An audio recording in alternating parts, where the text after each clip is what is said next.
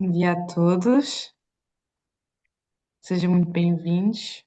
Vamos esperando aqui que as pessoas entrem na nossa sala.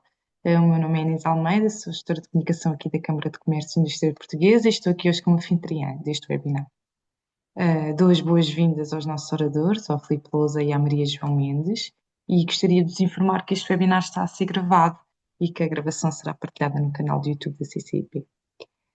Vou passar então a palavra à Maria João e desejo-vos a todos uma boa sessão. Até já.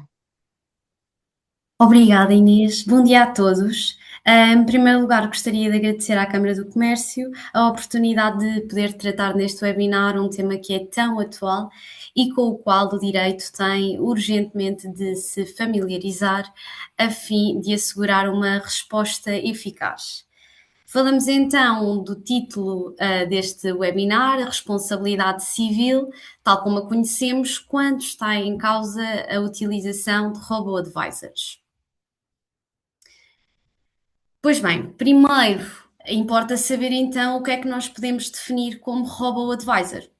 Desde logo, estes entes dotados de inteligência artificial consistem em agentes autónomos, no fundo, agentes de software, programas de computador, que não têm um corpo físico, mas que foram criados com vista à realização de uma determinada tarefa, porque estão preparados para, por um lado, analisar dados, por outro, detectar padrões e também resolver o problema específico para o qual foram criados. As suas características essenciais são, desde logo, a sua autonomia, são agentes autónomos, não necessitam da intervenção humana para que possam ser utilizados e bem, no fundo, concretizarem a tarefa para a qual foram criados. São entes dotados de uma enorme complexidade, e aqui falo destes duas características, a complexidade e a opacidade, que no fundo andam de mãos dadas.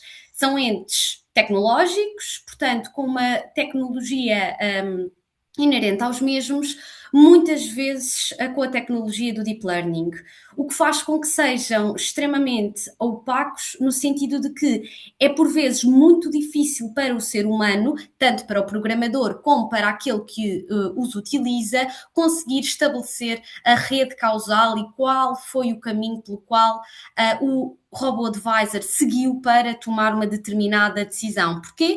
Porque eles, uma vez dotados da tecnologia Deep Learning, conseguem, no fundo, desprender-se daquela que é a pré-programação que lhes é atribuída pelo programador, podendo, através da interação com o meio, dar novas respostas e fazer aqui um processo de autoaprendizagem.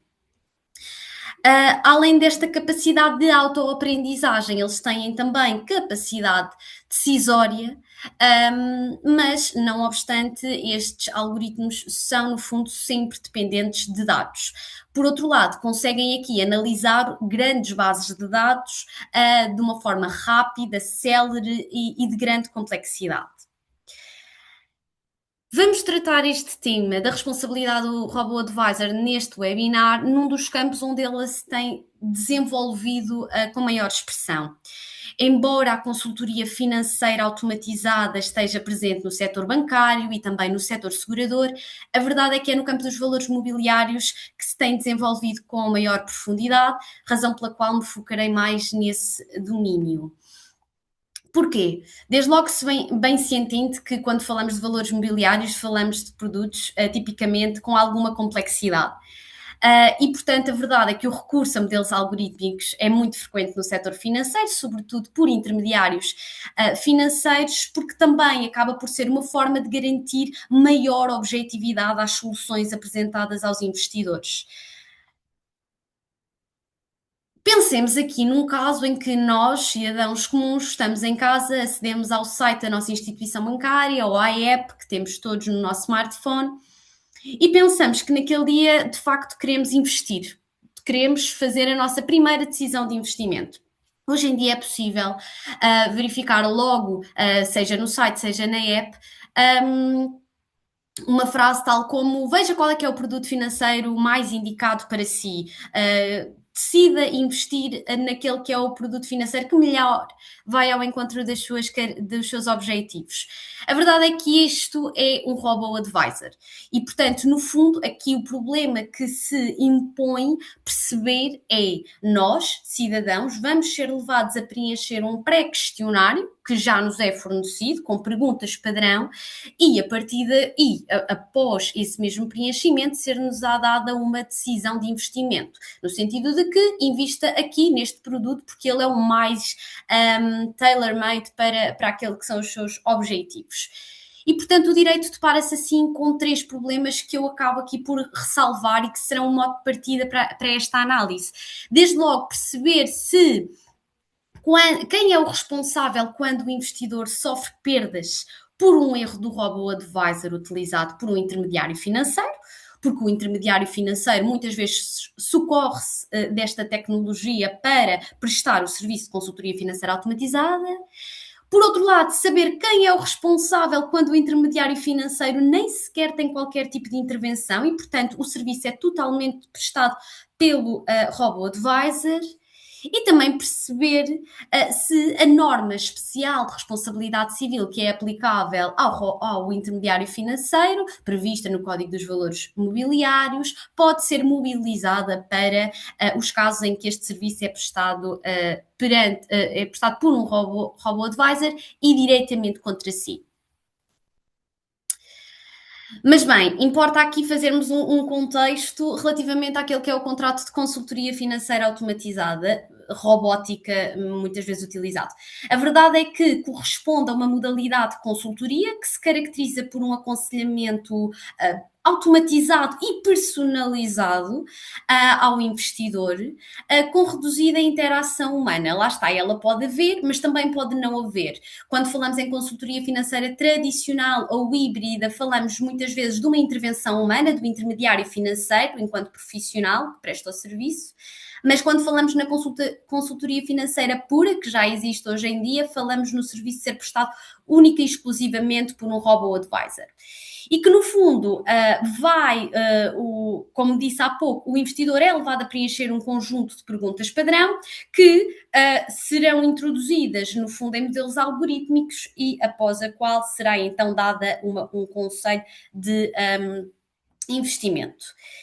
A verdade é que este contrato assume no mercado um especial relevo, porque a verdade é que promete ser mais eficiente, também mais económico, mais rápido e mais cómodo, como bem se entende, por estar em causa muitas vezes o sistema automatizado.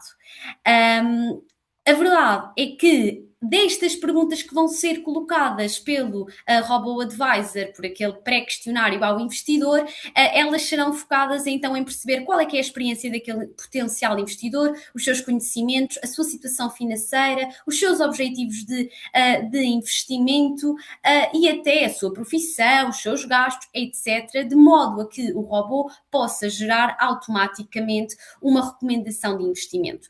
E a verdade é que a mais-valia da utilização destes entes consiste no facto de a machine learning permitir analisar dados de inúmeras empresas e produtos financeiros disponíveis no mercado de uma forma muito mais célere, muito mais rápida, muito mais precisa e objetiva que o intermediário financeiro, enquanto ser humano, bem se entende que não vai conseguir fazer esse trabalho, pelo menos da forma que o robô consegue fazer.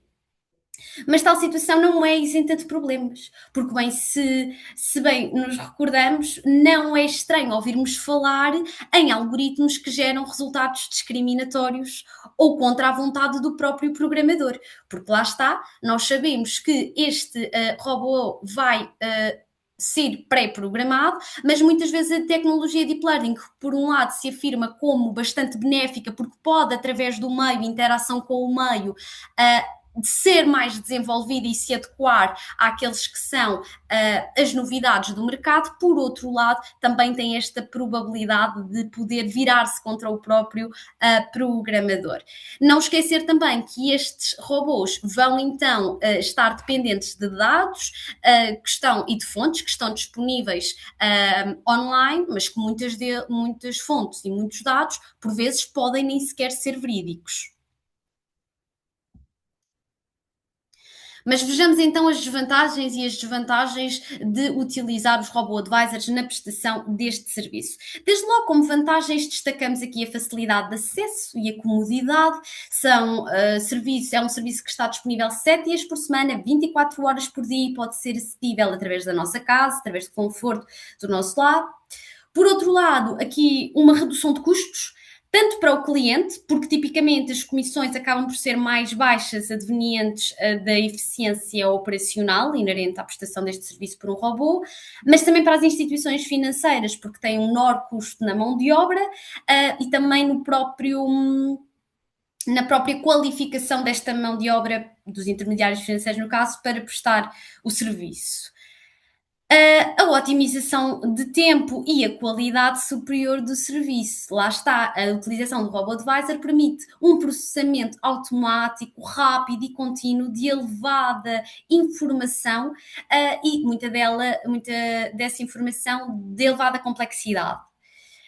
Alguns autores apontam também como uma potencial vantagem da utilização destes sistemas o facto de não serem afetados por fatores emocionais ou cognitivos e que a sua transparência de alguma forma reduz os potenciais conflitos de interesses.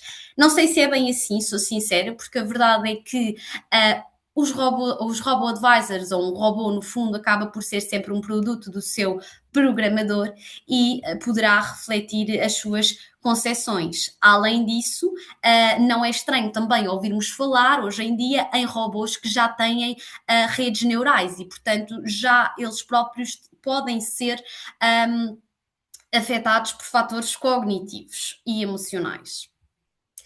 No campo das desvantagens, destacamos aqui as falhas do algoritmo, muitas vezes também a par com a inadequada monitorização do mesmo. Como disse, estes robôs são sempre um produto dos seus programadores, podem refletir as suas concepções e lá está, fenómenos de discriminação algorítmica não são novidade, mas mais do que isso, quando falamos de um robô-advisor neste tipo de serviço, temos também que considerar a possível não detecção de algumas incongruências na informação que é prestada pelo cliente diretamente no questionário que lhe é fornecido e que podem, de facto, culminar numa decisão de investimento inadequada ao seu perfil de risco.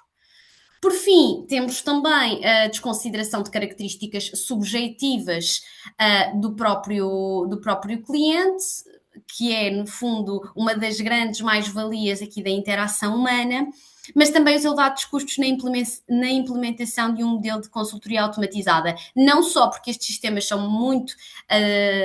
de um elevado custo monetário, mas também o próprio treino destes sistemas adequado a uma determinada instituição, a um determinado serviço, acaba por implicar custos avultados.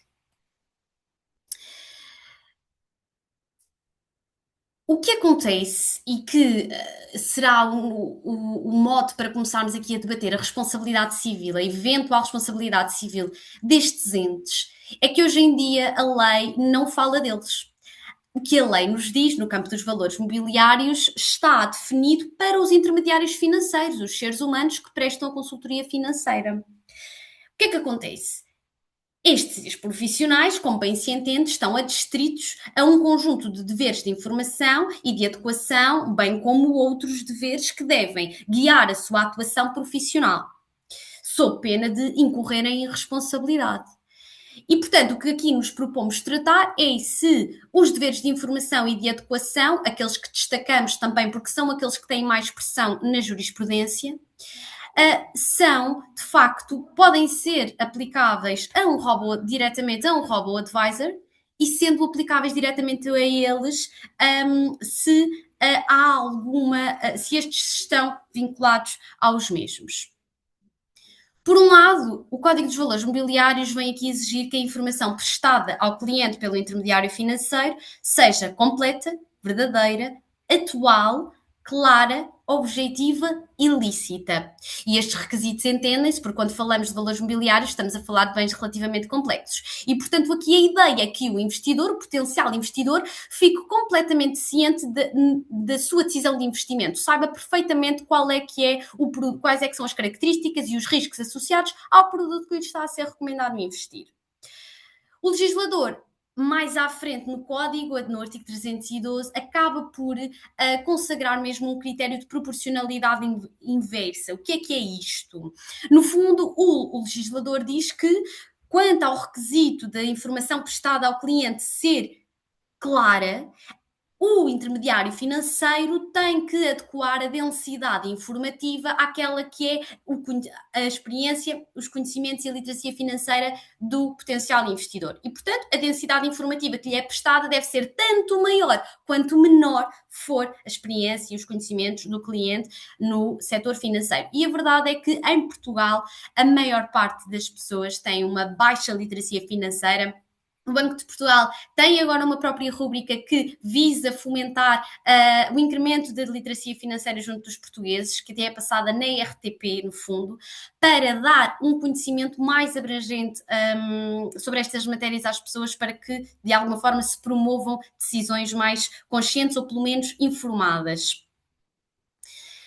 Quando estamos perante a consultoria financeira automatizada, em que não há qualquer intervenção humana, vai incumbir então ao robô cumprir estes deveres de informação. Mas tal pode então surgir aqui algumas dificuldades. Desde logo, os estudos demonstram que um cliente tende a ter mais dificuldade em solicitar informações que não lhes foram comunicadas, até porque muitas vezes não sabe direcionar as perguntas.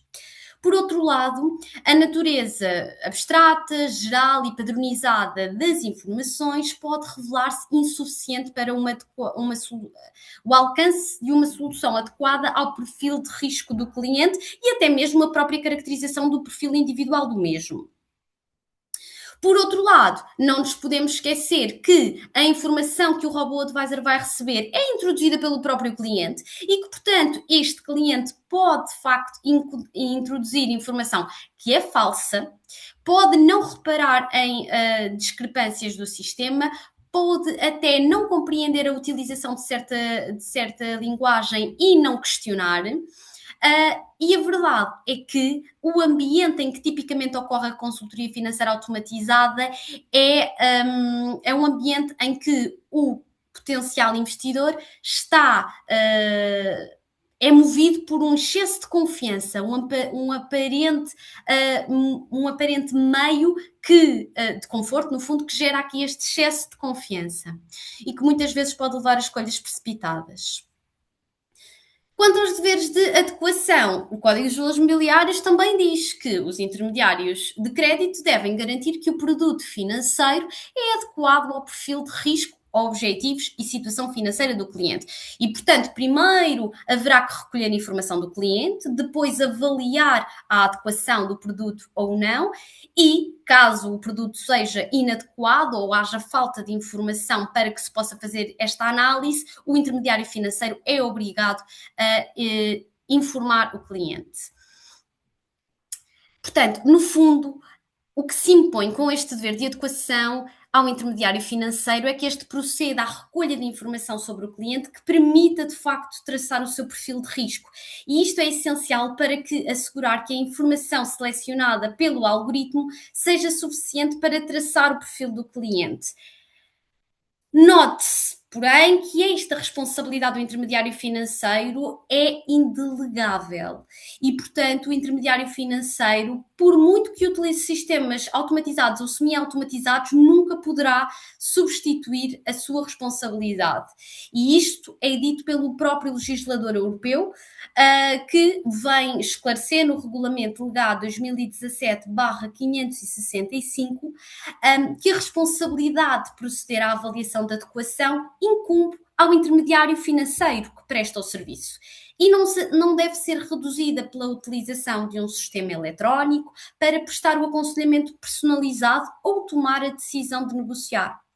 E deixo aqui a questão, porque a verdade é que se há intervenção necessária do profissional ser humano, até que ponto é que podemos ainda conceber a existência de um modelo de consultoria financeira automatizada pura, ou seja, prestada somente pelo recurso ao robo-advisor.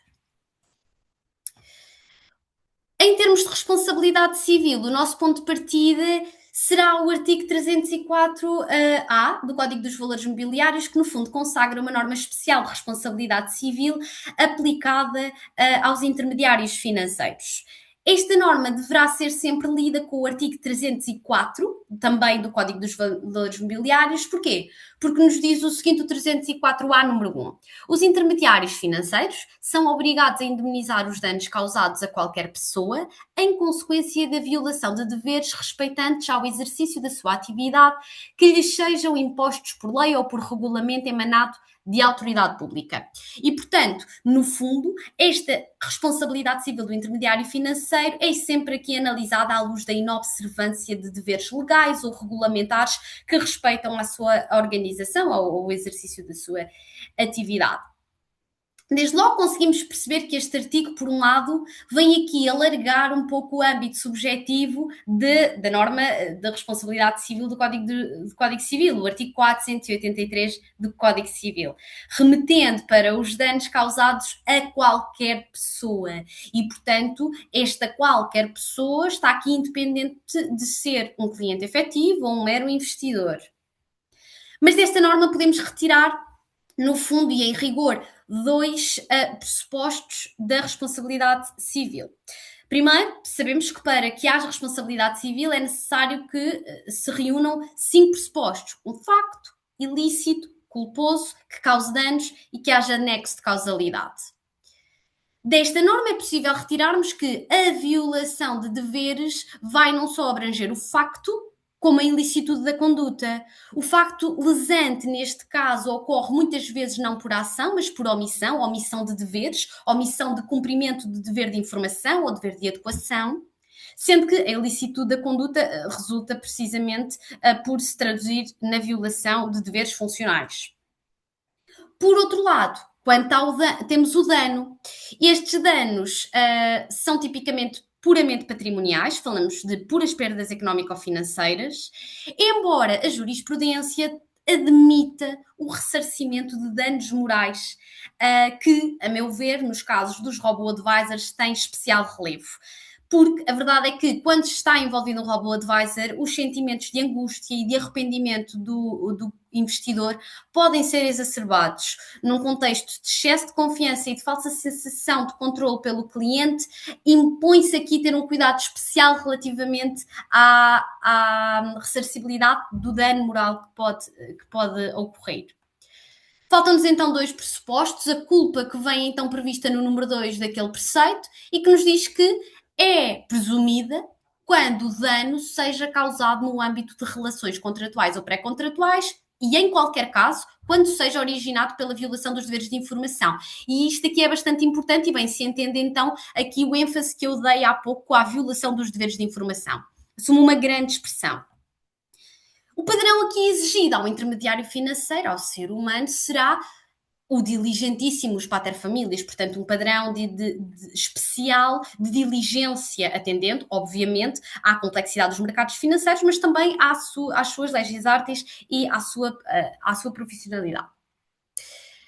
Não podemos descurar o facto do investidor também ele ter de adotar um comportamento diligente, no fundo, tentar perceber, informar-se, ter um comportamento ativo na procura de perceber qual é que é aquela decisão de investimento que lhe está a ser proposta e se efetivamente conhece ou não conhece as características e os riscos inerentes à mesma. Até porque no limite, e não vamos ter tempo aqui para tratar este tema, podemos ativar a responsabilidade deste lesado por via do Instituto da Culpa do Lesado.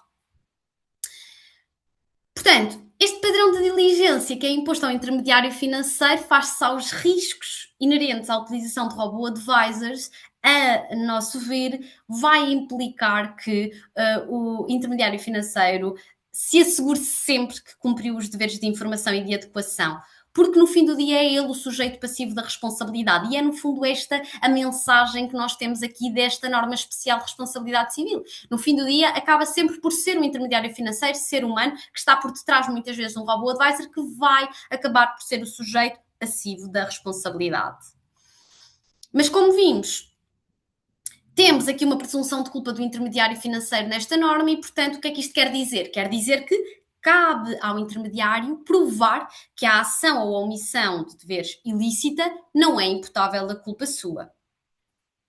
Por fim, o requisito que mais tem feito a correr tinta na jurisprudência e também na doutrina relativa ao nexo de causalidade. A verdade é que a maioria da jurisprudência e também da doutrina adota nesta matéria a teoria da causalidade adequada. Ou seja, para que esteja preenchido este pressuposto, é necessário que o facto tenha sido a causa adequada a produzir aquele dano, segundo o curso normal das coisas. No entanto, alguma doutrina tende a não concordar com esta solução, desde logo porque o comportamento que desencadeia a ação, que desencadeia, aliás, a lesão, é causado pelo próprio investidor ou com o seu consentimento, interpondo-se entre a conduta do agente e a lesão, o comportamento da vítima, e o que levaria de alguma forma a afastarmos a teoria da causalidade adequada. Mas, como se disse, a jurisprudência aceita que seja esta a teoria aplicável. No entanto, recorremos aqui então à análise do Acórdão de Uniformização de Jurisprudência, bastante famoso, não pelos melhores motivos, número 8 de 2022, no qual o STJ veio determinar que o nexo de causalidade deve ser determinado com base na falta ou na inexatidão da informação imputável ao intermediário financeiro, ser humano no caso, cabendo ao investidor provar que a prestação da informação devida o levaria a não tomar a decisão de investir. Portanto, para o STJ, a culpa pela ausência de medidas necessárias é presumida, enquanto que o nexo de causalidade deve ser demonstrado, provado pelo investidor.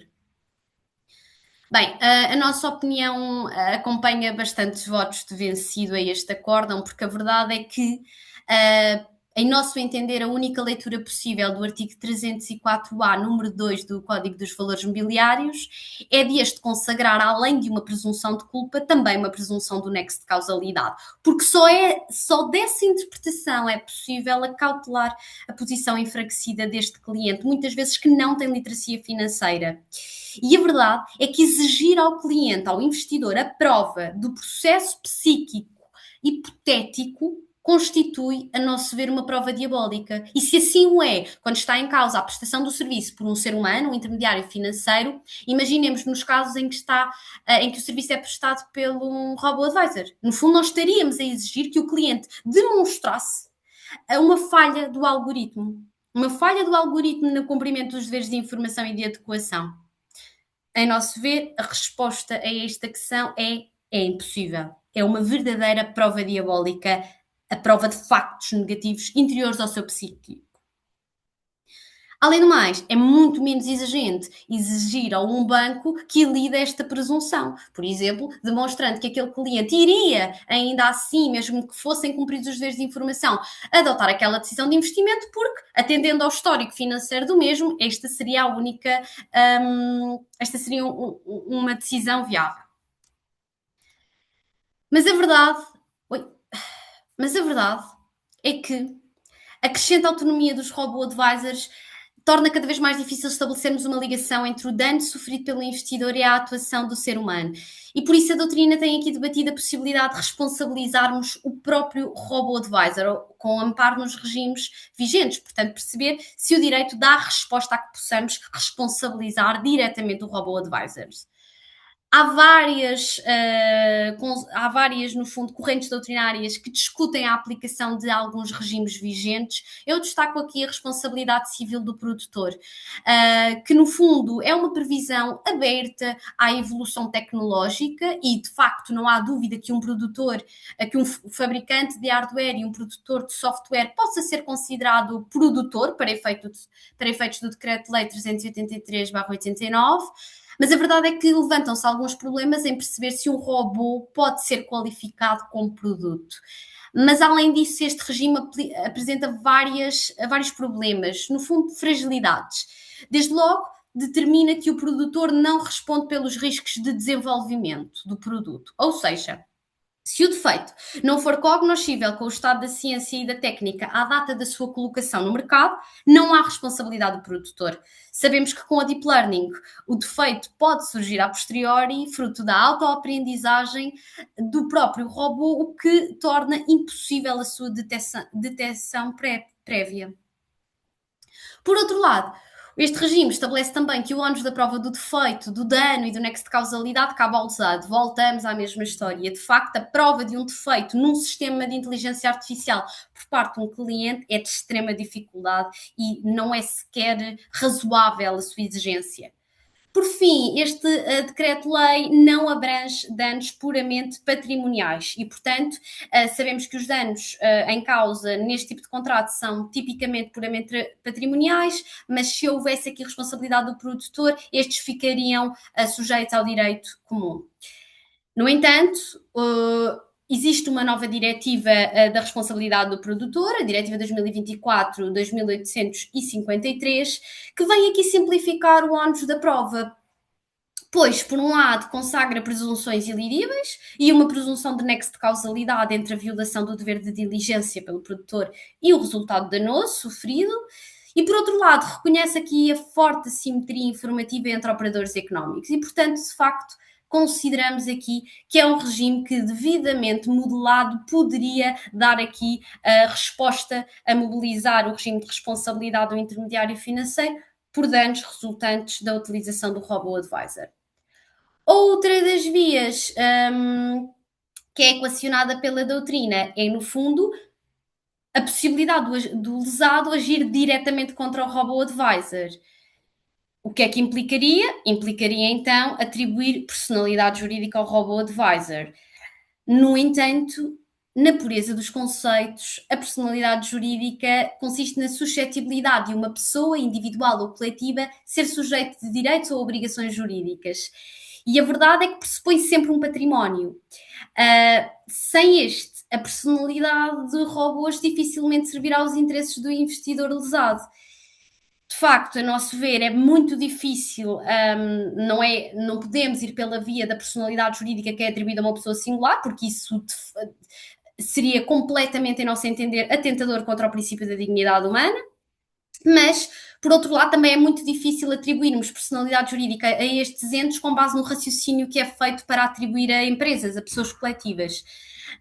Porque entendemos que neste caso a verdade é que não há aqui nenhum interesse humano que justifique a atribuição desta personalidade.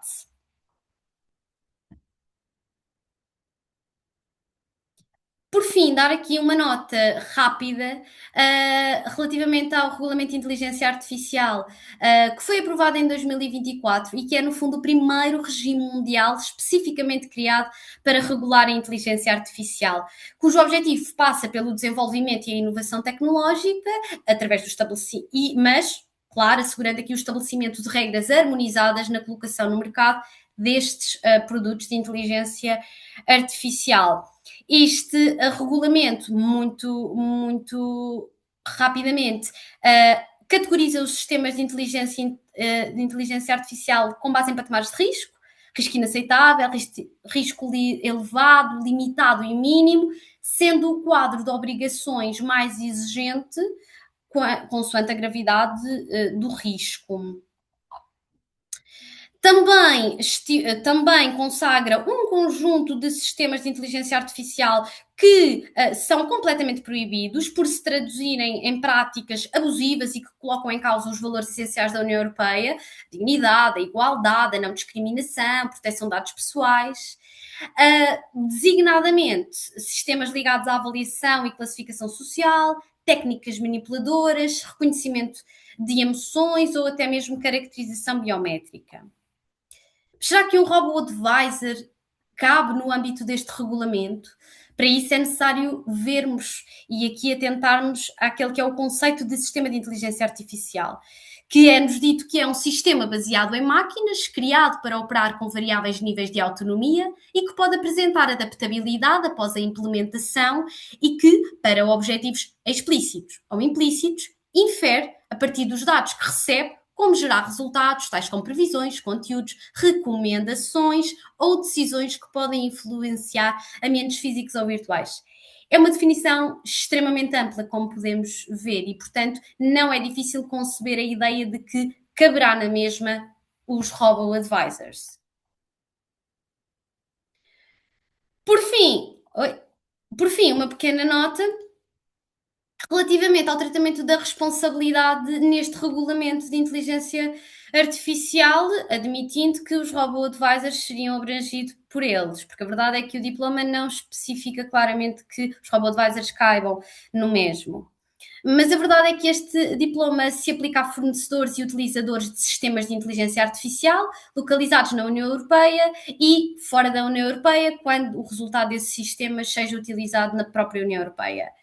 Fornecedor será a pessoa singular ou coletiva que desenvolva um sistema de inteligência artificial ou tenha um sistema de inteligência artificial desenvolvido para colocar no mercado ou em serviço sob o seu próprio nome, marca, a título oneroso ou gratuito, e será o utilizador, a pessoa singular ou coletiva, que utilize, sob a sua autoridade, um sistema de inteligência artificial. Consideramos que os intermediários financeiros assumem aqui um papel de utilizadores destes sistemas quando utilizam robo-advisors e, portanto, relevam para efeitos da sua responsabilidade os artigos 25 e 26 deste regulamento. Por um lado, o artigo 25, que estipula que o utilizador do sistema de inteligência artificial é tratado como fornecedor se colocar no mercado um sistema de inteligência artificial de risco elevado, ou se alterar a finalidade prevista do mesmo ou lhe introduzir uma modificação substancial. Por outro lado, o 26 vem-nos dizer que, no fundo, trata a responsabilidade própria do utilizador do próprio sistema e que nos diz que sempre que exerça controle sobre os dados de entrada, deve assegurar que os mesmos sejam adequados à finalidade prevista. E, portanto, os utilizadores têm aqui o dever de controlar o funcionamento do sistema de inteligência artificial e, quando tenham motivos para considerar que aquela utilização pode apresentar um risco, devem imediatamente informar o fornecedor ou o distribuidor e suspender a sua utilização. Portanto, no fundo, consideramos que, atento a este quadro do Regulamento Inteligente Artificial, há aqui uma possibilidade dos casos de consultoria financeira automatizada encontrarem uma possível solução na responsabilidade do intermediário financeiro, enquanto utilizador dos robo-advisors, nos termos do artigo 25 ou 26, consoante os casos, porque a verdade é que a análise da factualidade do caso concreto é de extrema importância num contexto marcado por uma crescente e contínua evolução tecnológica, marcada por uma forte complexidade, e que, se por um lado continua a vigorar o princípio de que, em princípio, quem causa o dano deve repará-lo, num ecossistema de inteligência artificial é bastante difícil aferir com clareza quem é que causou o dano. Se o programador, se o fornecedor, se a empresa que está a utilizar o próprio robô ou até o próprio cliente enquanto utilizador.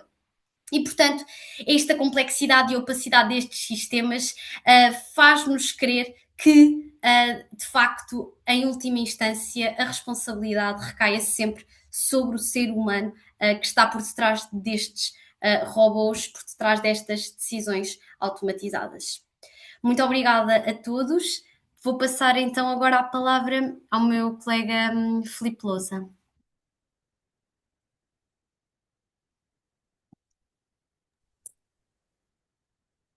Ok.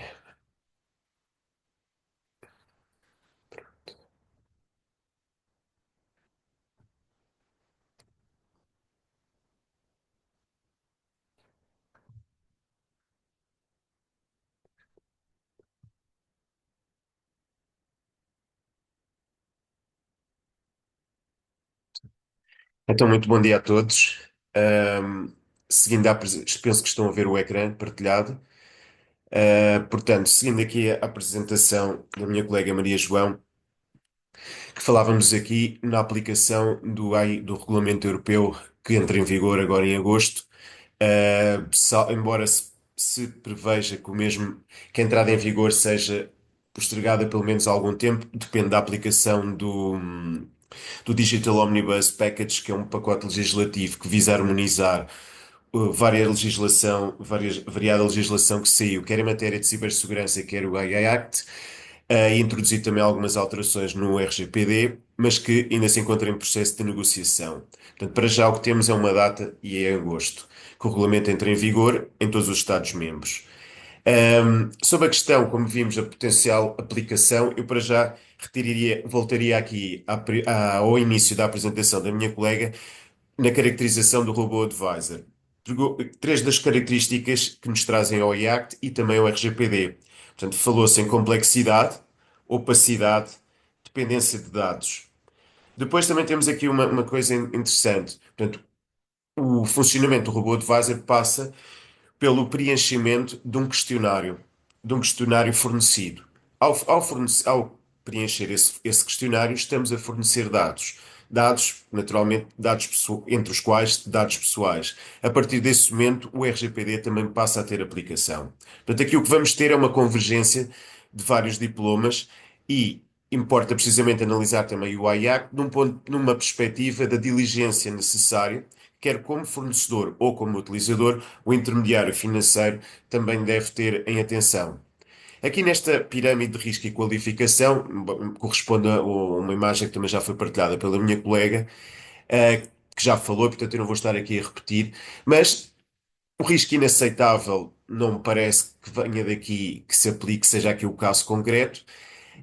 Depois temos aqui alto risco, risco limitado, risco mínimo.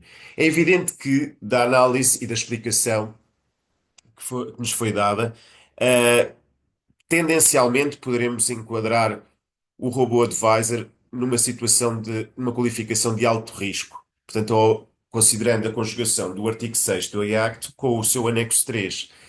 De qualquer maneira, não é uma qualificação imediata. Portanto, exige um assessment que tem que ser feito para eventualmente determinar qual o nível de risco eventual deste produto.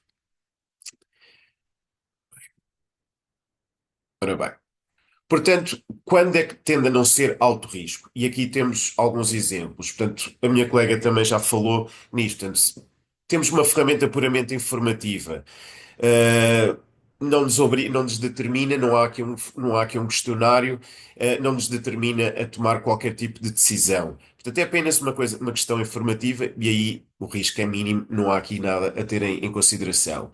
Depois também temos aqui a intervenção humana. Há bocado no início a minha colega falou, estes robô advisors funcionam em plena autonomia, não se reconhece a intervenção humana. De qualquer maneira, há sistemas ainda mistos, conforme o tipo de contrato de consultoria, os três tipos de contrato de consultoria financeira, que a minha colega também elencou no início da sua apresentação. E aqui, se temos um humano que toma a decisão final, já estamos aqui também num sistema que fica fora do risco elevado. Porque a questão aqui que se coloca sempre é a necessidade da supervisão humana. Depois temos modelos simples e transparentes também.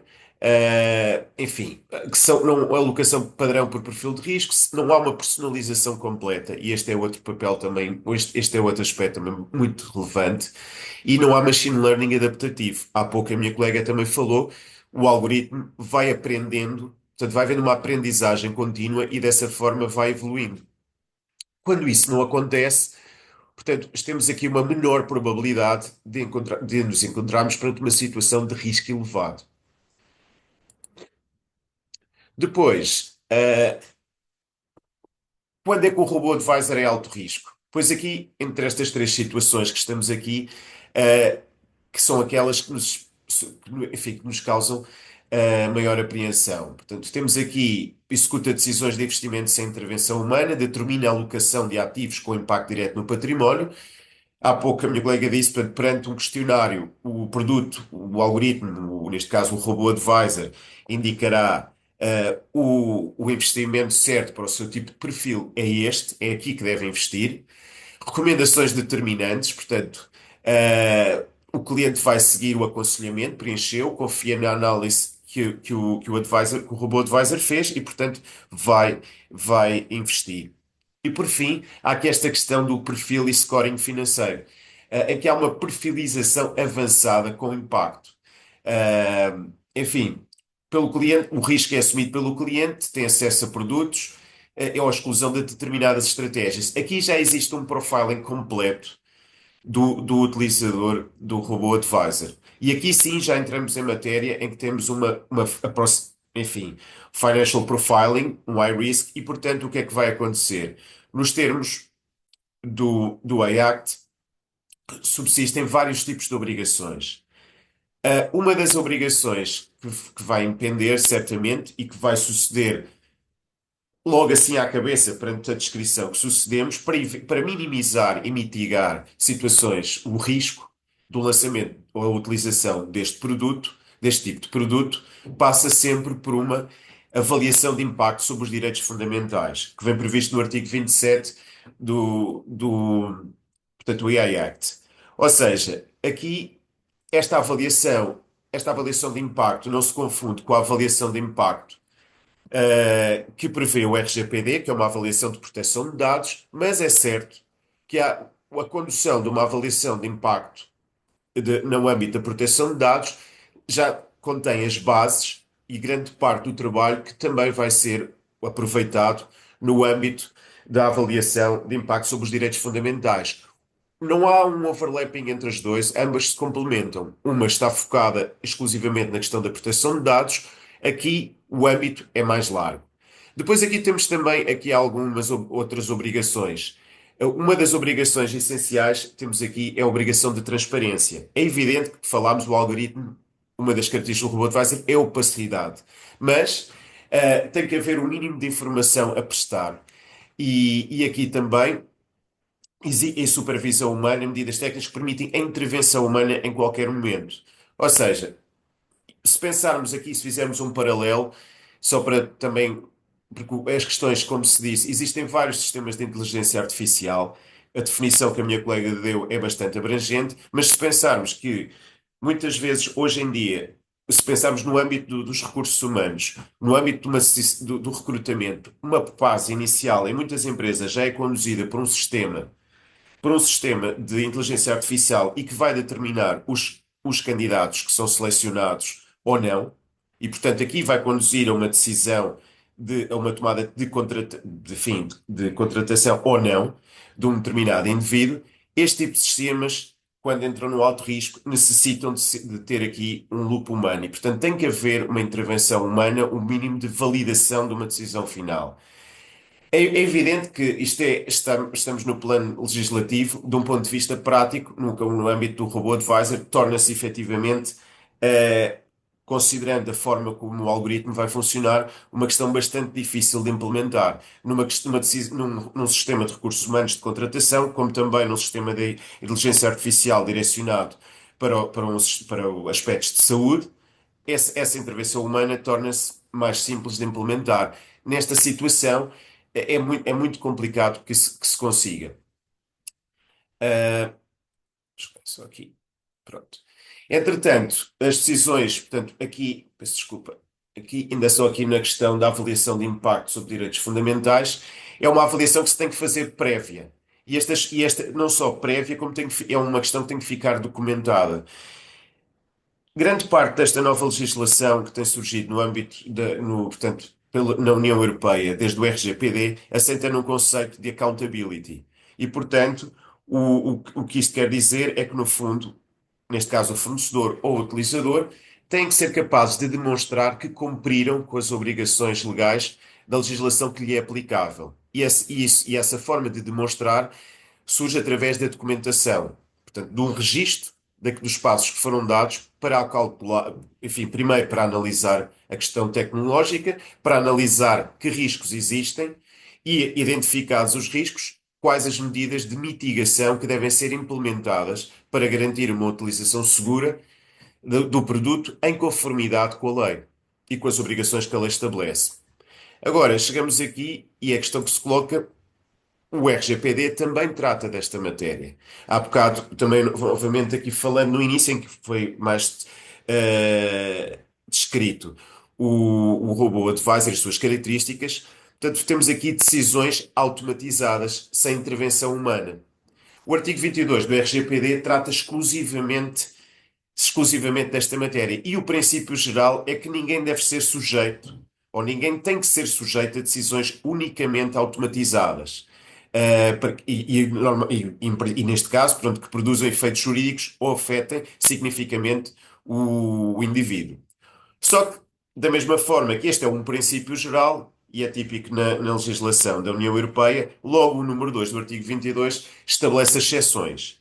E aqui, nas exceções, já vou aqui fazer também ligação com a primeira parte. Portanto, temos aqui, é necessária para a celebração e execução de contrato.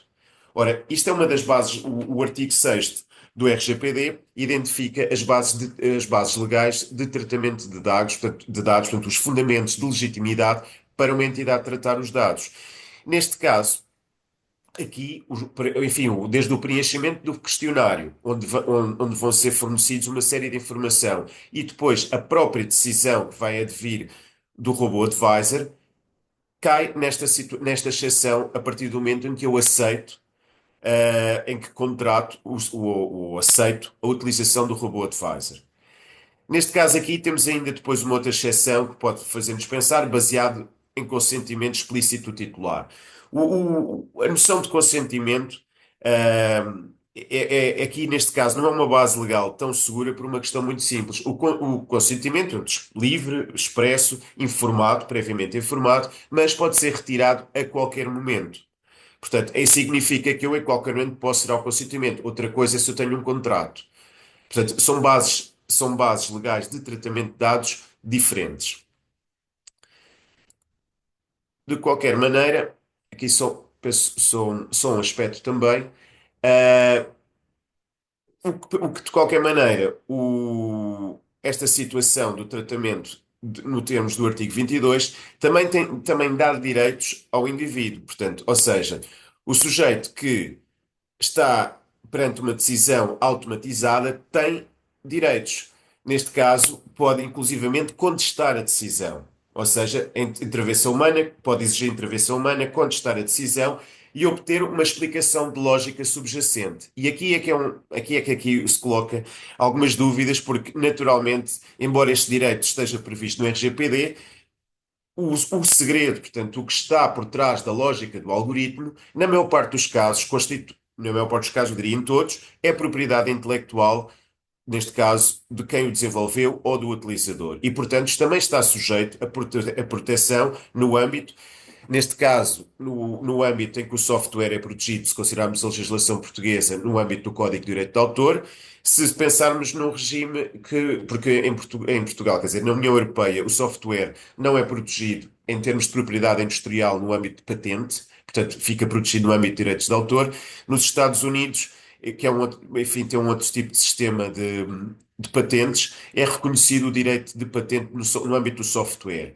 Portanto, não só é protegido em termos de patente, como em termos de direito de autor. Ora, aqui vai sempre haver muita resistência a qualquer produtor de partilhar a lógica que está por trás do algoritmo, porque no fundo isso é expor também o seu segredo comercial a qualquer concorrente. De qualquer maneira, aqui temos também um aspecto importante que é o risco de incumprimento. E aqui, no âmbito das coimas, o RGPD é muito claro, no âmbito do artigo 83. Estamos a falar de 20 milhões de euros, ou no caso de empresas, até 4% do volume de negócios global. Nós estamos a falar do volume de negócios em Portugal, portanto, estamos a falar global, incluindo todo um grupo empresarial. Ahm, Estamos aqui a aproximar já aqui a falar só da avaliação portanto, da obrigatoriedade no âmbito do artigo 35. Este tipo de produto, pelas suas características, seria também o merecedor de uma avaliação de impacto na área da proteção de dados, ou também, às vezes o termo em inglês é mais conhecido, um DP, portanto, um Data Protection Impact Assessment. Preenche tipicamente aqui os aspectos, como eu disse. Portanto, tratamento em larga escala, decisões automatizadas com efeitos significativos, uma nova tecnologia e, portanto, aqui seria de conduzir esta análise também documentada. Aliás, devo dizer que neste momento o European Data Protection Board, portanto, a autoridade europeia máxima em matéria de proteção de dados, nas suas, enfim, nas orientações que publica, acabou agora de publicar um modelo de avaliação de impacto na área da proteção de dados, portanto, um template que ajuda, enfim, que devemos seguir para produzir esta análise. Por fim, se resultar algum, enfim, um risco elevado, mesmo se no âmbito desta avaliação o risco for considerado extremamente elevado, há uma obrigação de comunicação ao regulador. Neste caso, em Portugal, falamos da Comissão Nacional de Proteção de Dados, a CNPD, que depois, enfim, tomará as medidas que entender. Aqui, por fim, só estamos aqui numa convergência, isto é só um quadro que eu vos deixo, não queria ser que estamos a aproximar do final, e no fundo, estes materiais também vão ser disponibilizados, depois poderão consultar. No fundo, é dizer que não há aqui uma sobreposição, o que há uma convergência, porque tratamos de assuntos diferentes. Todavia, isto é algo que qualquer entidade, utilizador, produtor, no âmbito de produtos de inteligência artificial, e em concreto, no caso do Robô Advisor, vai ter que conduzir como parte enfim, de um comportamento diligente, previamente ao seu lançamento. Eu penso que agora, portanto, se calhar, iria aqui.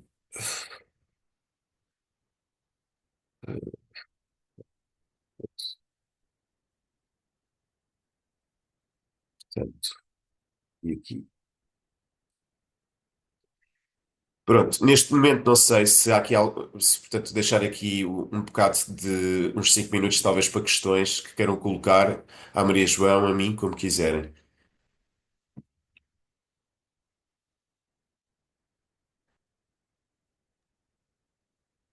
Bem, desde já obrigada, Filipe e Maria João. Sim, está aqui o chat aberto. Todos têm acesso ao chat, caso te queiram deixar alguma pergunta específica sobre o tema, sobre o que os oradores falaram, aqui hoje. Só aqui aguardar um pouco.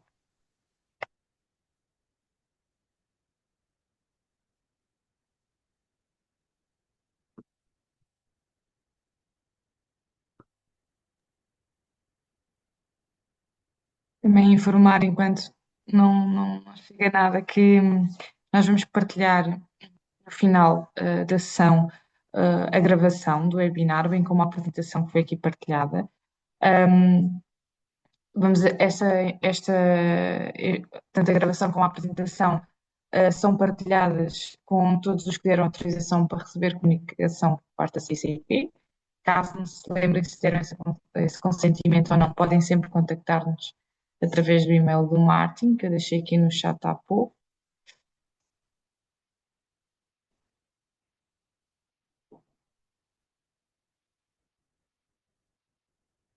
Bem, Filipe e Maria João, acredito que não haja perguntas. Pelo menos ninguém se está a manifestar. Quer dizer que se explicaram muito bem. Se calhar vem mais tarde. Só,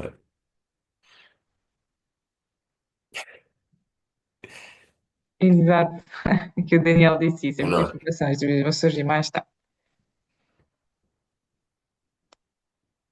E pronto, quero agradecer os nossos oradores. Muito obrigada. Pronto, dizer também, já agora só, a Inês, na apresentação depois também tem os contactos da Maria João e o meu. Claro, ficamos ao dispor depois para qualquer contacto ou qualquer esclarecimento adicional que, enfim, que surja precisamente depois após a análise destas matérias com maior profundidade. Obrigado. Obrigada. Pronto, vamos, entretanto, então, fechar aqui a nossa sessão. Muito obrigada a todos, muito obrigada aos nossos oradores que estiveram aqui Obrigada. hoje a partilhar o seu conhecimento. Convido-vos a acompanhar outros webinars e iniciativas aqui da CCIP, tanto no nosso website como redes sociais, ou subscrevendo a nossa newsletter. Muito obrigada a todos mais uma vez e resto bom dia. Obrigada, Bom bom dia. dia também. Obrigado.